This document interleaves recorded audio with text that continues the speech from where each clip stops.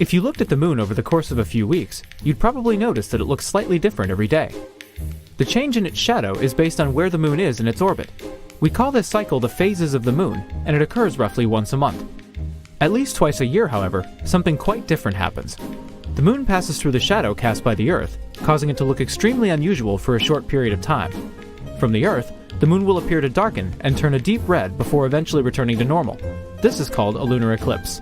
If we were to look at what happens from space during an eclipse, it would go something like this. First, the moon passes through what's called the penumbra, where the sun's light is only partially obscured. This results in only a slight darkening of the moon. As the moon continues along its path, however, it enters what's called the umbra, where all direct light from the sun is blocked. But if the sun is blocked, why does the moon turn red? When light from the sun goes by the side of the Earth, it passes through a long and thick layer of Earth's atmosphere. Shorter wavelengths of sunlight, like blue, are scattered by the atmosphere, so by the time the light has finished its trip to the moon, more of the longer wavelengths, like red, are left over. On the Earth, the same thing happens at sunset as the ground you stand on gradually passes into night.